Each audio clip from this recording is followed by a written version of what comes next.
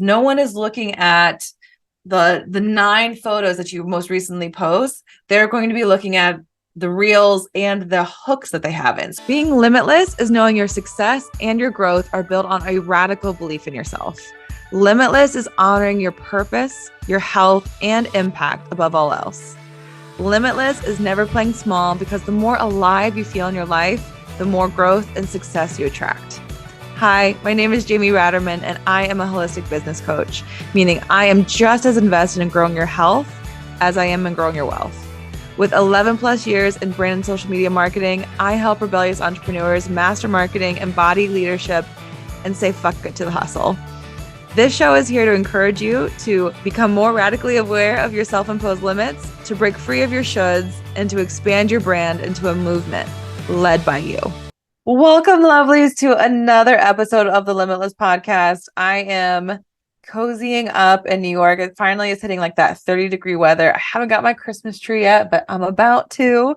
But I wanted to make sure we finish this year. These next couple episodes are really looking forward to what you can plan for in 2024. And a big part of that, if you listen to a previous episode, is about motivating you to use December to be the month that preps you for your best year yet. So knowing that a lot of these episodes coming up are going to be about what you can be doing right now to finesse your brand, to create habits, all of the above. But today's episode is going to be about what to stop doing over on Instagram. Oh, Instagram, that love-hate relationship we have with you. In general, I know that this is the top platform for most of my clients. Now, Instagram has had such a change, so many shifts in the past couple of years. You're going to hear a little bit more about how Reels have changed on a future episode of the podcast. I had my support coach, Nicolette, come on with us and share what we think are going to be video predictions for the following year. But today I'm going to kind of go into a little bit more than that. So one thing to note is that Instagram regularly will tell their creators what to do, how things are changing. And they actually came out with a blog post, which is a big deal. So they'll use their creator account to share some details when there's new features that are coming out. But when they write a blog post, it is a full scale, like, in general, like, here's what's going on with our algorithm. The last one they did was in 2021. They came out with another one in 2023. One thing to note is that in 2021, they were talking about how not every single one of your followers is going to see you in their feed.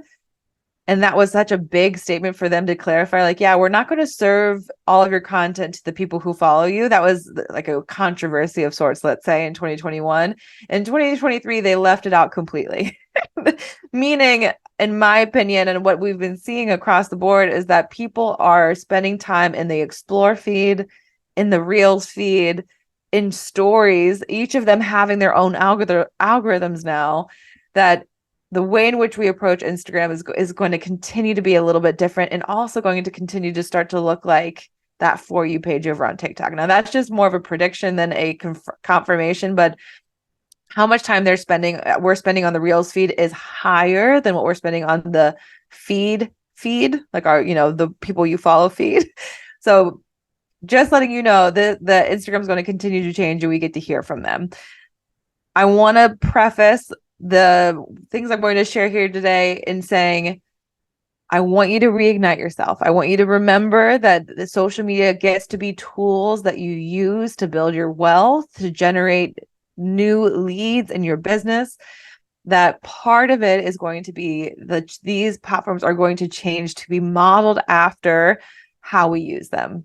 So the more, if you are walking into this episode going, like, feeling that, let's say, ick, let's just call it the ick of, oh, the algorithm's changing again. Oh, why can't I get things to work for me on Instagram? I want you to take a step back and go, I have a free tool to find new leads into my business. The more I embrace and adapt as technology changes, the more wealth is going to come to me. So I just want to encourage you to take a brief moment to reignite that positive relationship with what we have on here, knowing that, yes, it can be frustrating that these change, but it's still that free tool. Somebody recently was talking to me about, yeah, anytime I get in this conversation with someone, I remember that my uncle would go door to door, like ringing doorbells, selling insurance for the business that he was doing. So I'm like, I would rather post on Instagram than to ring someone's doorbell asking if they want insurance, right? So this ability for us to use this is really important. Now, that all being said, let's dive in. Let's talk about how you can use Instagram a little better. So this is the first thing to stop doing. So when it comes to Instagram, I know that you've heard me talk about the power of reels, how they're really important, but I'm going to tell you right now, if you were only posting reels, you're missing out. So stop only posting reels. So what's important for you to know here is that while reels are really strong for growth, are going to, in general, bring people in and get to know who you are, especially if you create a really strong video vibe, conversion is not as often in the Reels feed as it is with a static post or with a carousel. So one thing to know about this is that I'm going to tell you that the more businesses embrace putting out more content, the better it's going to perform. The reason I bring this up is that many of you, as I talk about Instagram, we're going to talk about how your reach is at the lowest it's ever been, and across the board, everyone is seeing that their reach is lower. So when this has happened for brands I've worked for in the past, this has been something that happened on Twitter when I was building brands over 12 years ago. This also happened on Facebook. When we start to get less reach, we want to really dig into what works well for us and be able to put out more content to have that larger data set. So for me, I know that for many of you, Reels takes longer. So if I'm going to post a Reel about, let's use an example here. If I want to post a Reel about getting or about embracing a growth mindset when it comes to selling, I'll do maybe an inspirational reel that really gets into the vibe and encourages people to read the caption. I might do that same week, I might do a carousel about the 3 selling mindsets that you need to embrace, so that I'm not only going to hit on that one point, but I'm also going to make sure if somebody did decide to follow me because of that reel, because I hit it with that right trending audio, that strong video, that I also use other visuals that are more likely to convert and more likely to get someone to stop and hang out with me. So when we're trying to churn out more content when it comes to this next year, don't only spend time making reel after reel. Show your expertise in carousels. Allow the photos that you've taken to come back. That's another part of this.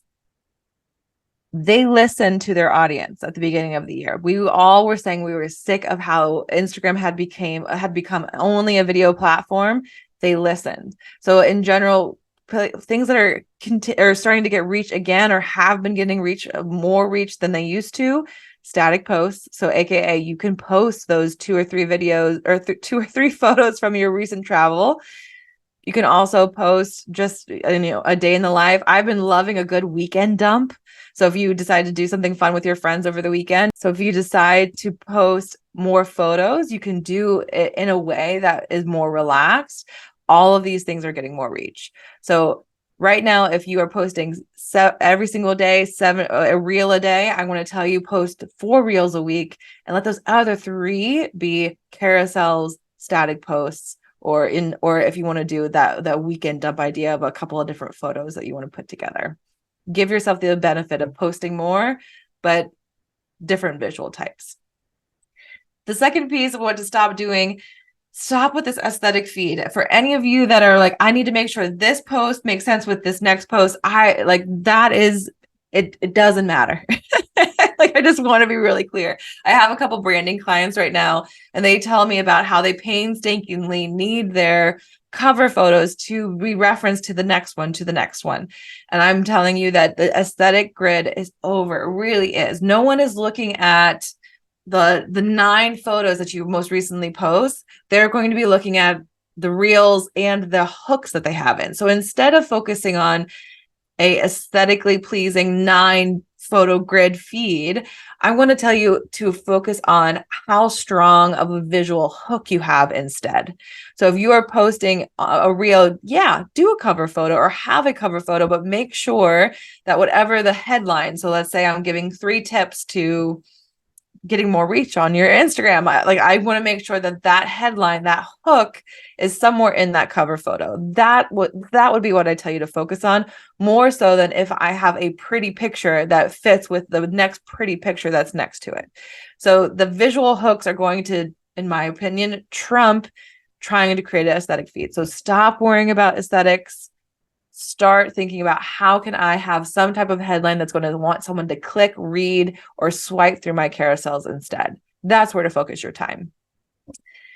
The next one is important, but I think might be a little bit different. I've been testing this out for myself, is that because stories are being treated a little bit differently, pushing your new post to your stories, it has become an old tactic that your audience isn't into anymore. And also because Instagram is trying to have two different feeds where there's a feed algorithm and a story algorithm, you want to just have those two things be separate. Your story views are usually the top 10% of your most active audience.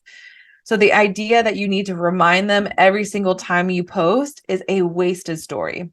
So what I would say is stop sharing your new post to your feed, or if you're posting a few times a week, only do it once, because you're going to end up getting less views. Instagram has told you to stop doing that. But what you can do instead, since these are the people that are your most, watching your stories, paying attention to you the most, use your stories to give a different angle to what you're posting in your feed. So let me give you an example. If I decide to post in my feed, this is just for fun, a recent photo shoot I had done in Italy with my husband, I might use my stories to talk about this fun thing that we decided to do. I might give the behind the scenes of what happened and then say, it's in my feed now to go take a look. So instead of swiping up, telling them like, here's the new photo, that I encourage or have a bit of a teaser for them to click in and spend a little more time in the feed. So taking out this, all right, I'm just going to say it, lazy of, hey, new post, and not giving any context or not giving anything new in the story, they're going to be more likely to tap through. Give them a little more in the stories, or just stop posting, stop treating it like it's your stories are just another place to promote your feed posts. So no more of that. The next piece is, if you've been sleeping on SEO and brand building, I'm telling you, it is time for you to go after it. It is time for you to embrace it. More now than ever. Now, you've heard me, if you've been listening to the pod for a while, you know that I've been talking about SEO and its capabilities, but more now than ever, the Instagram feed is being shown on to Google. It's being shown whenever I am searching for one thing, I get a Instagram post as one of my search results. So if you are continuously ignoring keywords that are going to increase your ability to be seen in the Explore feed, you're going to find the next couple of years to be difficult, the next year to be difficult. So because SEO is going to only continue to be more important. So stop sleeping on it. One of the biggest things I tell most of my clients is that if you are wanting to figure out how to improve your SEO, take one of your clients' key challenges and create at least 3 to 5 posts related to solving that challenge. So knowing that, let's say, I don't know how to cook chicken breast. I'm trying to throw out a whole bunch of different examples for you today. But let's say I need to have a new recipe on how do I cook chicken breast. If I were a chef, or if I were somebody who is helping people meal prep, I would create a 5-part series on the 5 recipes you definitely need to have if you are someone who loves to eat chicken breast. That's something along those lines, because I know that that's a key search term for someone who's trying to learn. So SEO is going to continue to be the thing. Create content around it. Make sure your Instagram bio is about it. I feel like I should create a little mini course around all of this, because it's really important that once you understand how to do this, it becomes second nature to just add in those keywords in the right places. The second piece is to not sleep on brand building. So you'll hear more about this too when I talk with Nicolette about video creation on Instagram. We all are becoming, or the hurdle, or the what's the word I'm looking for? Like the bar is getting higher and higher over on Instagram of what is really going to convert, get people coming in the door. So this idea of putting up, let's call them generic posts or posts that could be put on anyone's profile, like anyone's profile, like if I saw it somewhere else, it would make sense. These are the type of things you want to shy away from. Being a brand builder is being able to really designate what makes you different or why your ideal clients should seek you out. So we, of course, dive into a lot about this in Marketing Mastery, but more so now than ever, if you want to stand out and be followed, and on the For You page, on the Reels feed, all on these other places, you're going to find that the more you can showcase the brand's core values, how strongly you know your ideal client, that's what's going to play well. So having a content strategy, having a brand strategy is going to get more and more important, just because posting in the past was enough. Now posting with a strategy is what's going to turn into conversion for you, because it's going to continue to just get higher. The bar is going to get higher a little bit here. These last three ones I want to really encourage you on is that this is about how we can make things a little bit easier. So one thing, and I kind of got into it a little bit with only posting reels, what you should stop doing is creating one post per content idea. This is going to be a place, now that we know we can do a reel, we can do a static post, we can do a carousel, we can do a live, we can do stories. You're in general can create a week's worth of content over one content idea. So let me use this as an example. If I was going to be talking about how to, how to be less of a people pleaser in your business, let's say, I can create 5 pieces of content off of that. So the first one would be, so let's say I'm going to post one reel about the three ways that I notice people pleasing when it comes to selling for clients. So I go ahead and I show what the problem is and how you can solve it. The second day, I'm going to talk about the practices and rituals you can use when you're feeling guilty by not being available to your clients. So another way to release people pleasing. The third day, I might showcase a inspirational video showing what it looks like when I prioritize myself and my business first. The fourth day, I might post a photo and talk about a brand story about the way in which I released the good girl complex. Do you get what I'm coming with here? So one content idea of how people pleasing can harm your business, I'm going to create in 4 different visual platforms. Even if the content is similar, each type of visual is going to end up having a different kind of tone or style. Reels, you're going to see people coming into you for education, see you as an expert, you're going to get new eyes.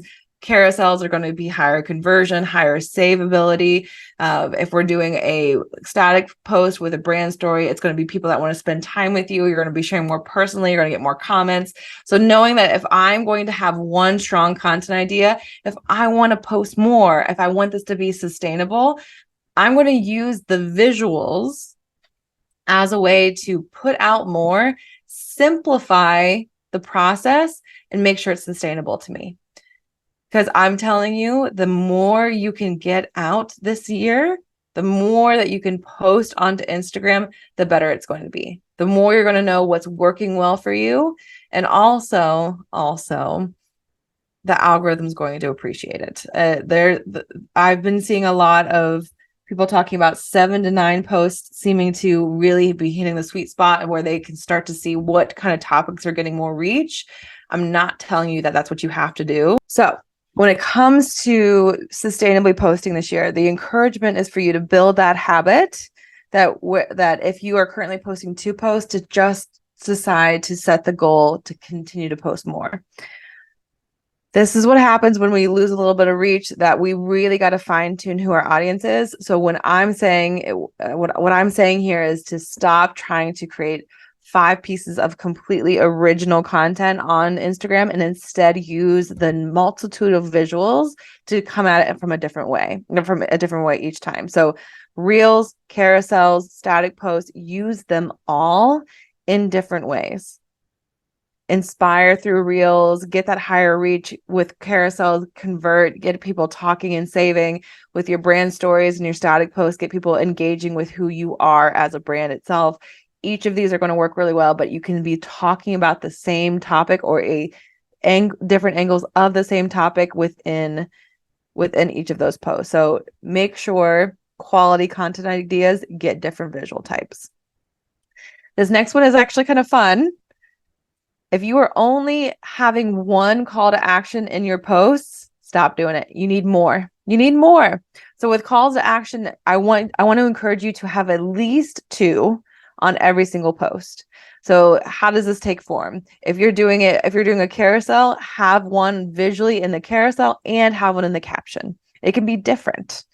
So I usually like to tell people whenever you're creating posts, you want to encourage how you would like someone to engage with them. So this might look as simple as save this post for the next time you need help with whatever the topic is, or double tap if you agree. These are simple calls to action, but even more so, really asking for commentary, answering of questions is going to be helpful.